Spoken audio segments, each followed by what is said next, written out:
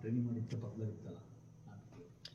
ಇವತ್ತು ವಿಶೇಷವಾಗಿ ನಮ್ಮ ಮನೆಯಲ್ಲಿ ಜೇನರನ್ನ ತೆಗೆದು ಜೇನು ಕೃಷಿ ಬಗ್ಗೆ ಇವತ್ತು ನಮ್ಮ ಮನೆಯಲ್ಲಿ ರೈತರನ್ನೆಲ್ಲ ಕರೆದು ಶಶಿಧರು, ರಘು ಅವರು ಮತ್ತು ಎಲ್ಲ ಸೇರಿ ಒಂದು ಕಾರ್ಯಕ್ರಮ ಮಾಡಿದರು. ಈಗ ನಮ್ಮ ಮನೆದೇ ಜೇನರಿ ಇದು ಮಾಡ್ಕೊಂಡು ಬಂದಿದ್ದಾರೆ. ಹೆಂಗೆ ತೆಗೆದ್ರಿ ಸರ್ ಇದು? ಏನಿಲ್ಲ, ಯಾಕೆಂದ್ರೆ ಜೇನಿಗೂ ನಮಗೂ ಬಾಂಧವ್ಯ ತುಂಬಾ ಚೆನ್ನಾಗಿದೆ. ಅದು ಇವತ್ತಿನ ಕಾಲದಲ್ಲ, ತುಂಬಾ ಹಳೆ ಕಾಲದ ನಮ್ಮ ತಾತನ ಕಾಲದಿಂದಲೂ ಜೇನನ್ನು ನಾವು ತೆಗಿತಿದ್ವಿ. ಯಾವುದೇ ಕಾರಣಕ್ಕೂ ಜೇನುಗಳು ಚುಚ್ಚಲ್ಲ. ಅವಕ್ಕೆ ಏನಾದರೂ ತೊಂದರೆ ಆದರೆ ಮಾತ್ರ ಚುಚ್ಚುತ್ತವೆ ಹೊರತು ಸುಮ್ಮನೆ ಚುಚ್ಚಲ್ಲ. ನೋಡಿ, ಇಷ್ಟು ಜೇನು ತುಂಬ ತೆಗೆದಿದ್ರು ಸಹ ನನಗೆ ಒಂದೇ ಒಂದು ಹುಳನೂ ಸಹ ಕಚ್ಚಿಲ್ಲ. ಆಕ್ಚುಲಿ ಈ ತರ ಇದೆ. ಇದು ಹೆಂಗೆ ಅಂತಂದ್ರೆ, ಇದು 6 ಪ್ರೈಮಿಂದ ಮಾತ್ರ ನಾನು ತುಪ್ಪ ತೆಗೆದಿರೋದು.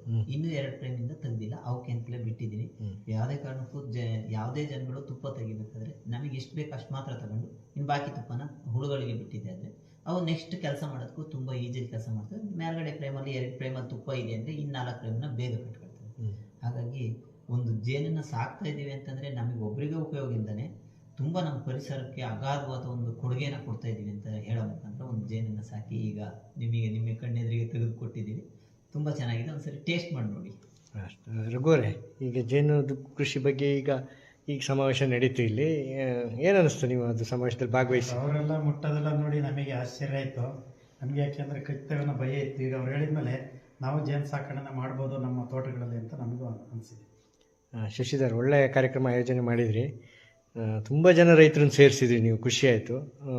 ಏನು ಅನ್ನಿಸ್ತು, ಎಲ್ಲ ಹೆಂಗೆ ನಡೀತು ಅಂತ? ಇವತ್ತು ಎಡೆಹಳ್ಳಿ ರುದ್ರಪ್ಪಾಜಿಯವ್ರ ಮನೆ ಹತ್ರ ನಮ್ಮ ಕೆಲವರು ಆಯ್ಕೆ ಮಾಡಿ ಒಂದು 60 ಜನ ರೈತರನ್ನ ಸೇರಿಸಿ ಒಂದು ಜೇನು ಕೃಷಿ ಬಗ್ಗೆ ಒಂದು ತರಬೇತಿಯನ್ನು ಮಾಡಿದ್ವಿ. ತುಂಬ ಅದ್ಭುತವಾಗಿ ಕಾರ್ಯಕ್ರಮ ಆಯಿತು.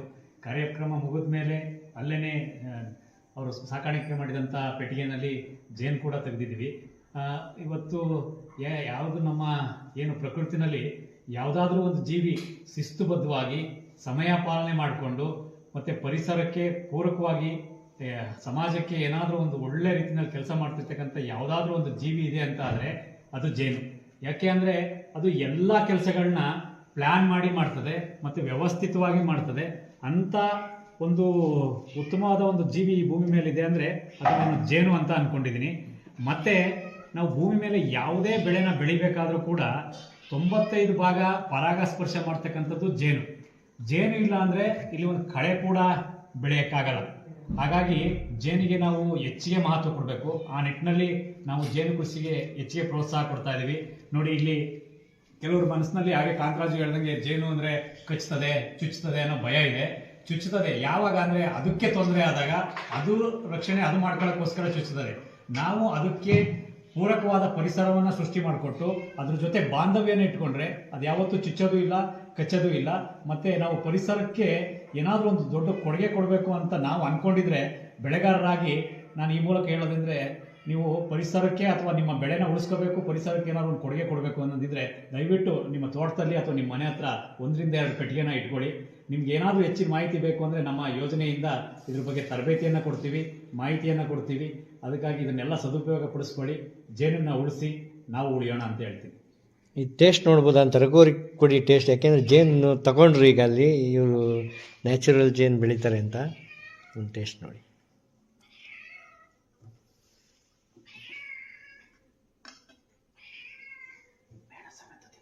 ಹೌದು, ಚಿಂಗಮ್ ತಿನ್ನಂತ ಹಂಗಾಗಿದೆ. ಜೇನನ್ನ ಯಾವತ್ತೂ ಪ್ರಸಾದ ರೀತಿ ತಗೊಳ್ಬೇಕು. ನಾನು ಎಲ್ಲೇ ಜೇನು ಕೊಟ್ಟರು ಸಹ ಅದು ದೇವ್ರ ಪ್ರಸಾದ ಅಂತ ಹೇಳ್ಕೊಡ್ತೀನಿ. ತುಂಬ ರುಚಿಯಾಗಿದೆ. ಹೌದಾ? ಸೂಪರ್.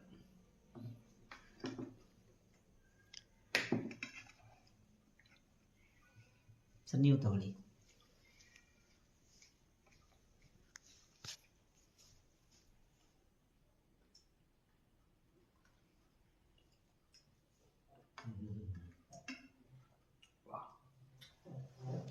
ಯಾಕೆಂದರೆ ನಾವು ಸಾಕಿದ ಜೇನನ್ನು ನಾವು ತಗೊಂಡು ತಿಂದಾಗ ಅದ್ರದ್ದು ಆನಂದನೇ ಬೇರೆ, ಟೇಸ್ಟ್ ಡಬಲ್ ಆಗಿರುತ್ತೆ. ನೀವು ಸಮಗ್ರ ಕೃಷಿ ಜೊತೆ ತೊಡಗಿಸ್ಕೊಂಡಿದ್ದೀರಾ. ನಿಮ್ಮ ಹೆಸರು, ಊರು, ಒಂಚೂರು ವಿಳಾಸ ಹೇಳ್ತೀರಾ ಅಂತ? ಹೇಳಂತೆ. ಯಾಕೆಂತಂದ್ರೆ ಸಮಗ್ರ ಅಂತಂದ್ರೆ ನಾನೇನು ಬೇಕು ಅಂತ ಏನು ಮಾಡಿರೋದಲ್ಲ. ನಮಗೆ ತಾನಾಗೆ ನಮಗೆ ಯಾವ ತರ ಬೇಕೋ ಆ ತರನು ನಾವು ಮಾಡ್ಕೊಂಡಿದೀವಿ. ಅಷ್ಟು ಬಿಟ್ರೆ ನಾನೇನು ಒಂದು ಫೋಟೋ ಮಾಡಬೇಕು, ವಿಡಿಯೋ ಮಾಡಬೇಕು, ಎಲ್ಲ ಬರಬೇಕು ಅನ್ನೋ ದೃಷ್ಟಿಲಿ ನಾನು ಮಾಡಿಲ್ಲ. ಹಾಗಾಗಿ ಈಗ ನಾನು ಮಾಡಿರೋದನ್ನ ಕೆಲವರು ಗುರುತಿಸಿ ತುಂಬ ಚೆನ್ನಾಗಿದೆ, ಯಾವ ಥರ ಮಾಡಿದ್ರಿ ಏನು ಅಂತ ಹೇಳಿ ಹ್ಞೂ ನನ್ನನ್ನು ಕರೆದು ಮಾತಾಡಿಸ್ತಾರೆ ಹೊರತು ನಾನಾಗೇನು ಬೇಕು ಅಂತೇನು ಮಾಡಿದ್ದಲ್ಲ. ಹ್ಞೂ ನನಗೆ ಬೇಕು, ದನ ಕರುಗಳು ಬೇಕು, ದನ ಕರುಗಳು ಸಾಕೊಂಡಿದ್ದೀನಿ. ಹಾಲಿಗೆ ನಾಟಿ ಹಸುದು ಗಂಜಲ ಬೇಕು, ಮತ್ತು ಸಗಣಿ ಬೇಕು, ತುಪ್ಪ ಬೇಕು, ನಮ್ಮ ಮನೇಲಿ ಯೂಸ್ ಮಾಡೋಕ್ಕೆ ಅಂತೇಳಿ ನಾಟಿ ಹಸುಗಳು ಸಾಕೊಂಡು ಅದರಲ್ಲಿ ಹಾಲು ತಗೊಳ್ತಾ ಇದ್ದೀನಿ. ನನ್ನ ಮನೆ ಕಾಯೋದಕ್ಕೆ ನಾಯಿಗಳು ಬೇಕು, ಹಾಗಾಗಿ 1-2 ನಾಯಿಗಳು ಸ್ಟಾರ್ಟ್ ಮಾಡಿದೆ. ಅದು ಕೆಲವರು ಮರಿಬೇಕು ಅನ್ನೋಕ್ಕೆ ಸ್ಟಾರ್ಟ್ ಮಾಡಿದರು. ಆ ನಾಯಿದು ನನಗೊಂದು ಇನ್ಕಮ್ ಬರ್ತಾಯಿದೆ, ಅವು ಸಹ ಚೆನ್ನಾಗಿ ಬೆಳೀತಿದ್ದಾವೆ ಅಂತೇಳಿ ಒಂದು 4-5 ವೆರೈಟಿ ನಾಯಿಗಳನ್ನ ಸಾಕಿದ್ದಾಯಿತು. ಅದರಲ್ಲೂ ಸಹ ಒಂದು ಇನ್ಕಮ್ ಬರ್ತಾಯಿದೆ. ಅದೇ ಥರ ನಮ್ಮ ಮನೆಗೆ ಬೇಕು ಅಂತೇಳಿ ಒಂದು ಮಿಷಿನ್ ತಂದ್ಕೊಂಡೆ. ಆ ಮಿಷಿನಲ್ಲಿ ಗದ್ದೆ ನಾಟಿ ಮಾಡೋದಾಗಲಿ, ಗದ್ದೆ ಕುಯ್ಯೋದಾಗಿರಲಿ ನಮ್ಮ ಮನೆಗೆ ಬೇಕು ಅಂತ ತಂದ್ಕೊಂಡಿದ್ದು, ಬಾಡಿಗೆ ಪರ್ಪೋಸಲ್ಲಿ ನಾನು ತಂದಿಲ್ಲ. ನಾವು ಈಗ ನಾಟಿ ಮಾಡ್ತಾ ಇರೋದನ್ನ ನೋಡಿ ತುಂಬ ಜನ ಚೆನ್ನಾಗಿದೆ, ನಮಗೂ ಮಾಡ್ಕೊಡಿ ಅನ್ನೋ ಸ್ಟಾರ್ಟ್ ಮಾಡಿರೋ. ಹಾಗಾಗಿ ನನ್ನ ಕೆಲಸ ಮುಗಿದ ಮೇಲೆ ಬೇರೆ ಕೆಲಸ ಮಾಡ್ಕೊಡ್ತೀನಿ ಹೊರತು ಅದಕ್ಕಾಗೇ ಬೇಕು ಅಂತ ತಗೊಂಡಿರೋದಲ್ಲ. ನಿಮ್ಮ ಹೆಸರು, ಊರು? ನನ್ನ ಹೆಸರು ಕಾಂತರಾಜ್ ಅಂತೇಳಿ, ದೆಬ್ಬೆಗದ್ದೆ, ಸಕಲೇಶ್ಪುರ ತಾಲೂಕು. ಎಸ್, ಧನ್ಯವಾದಗಳು ಸರ್.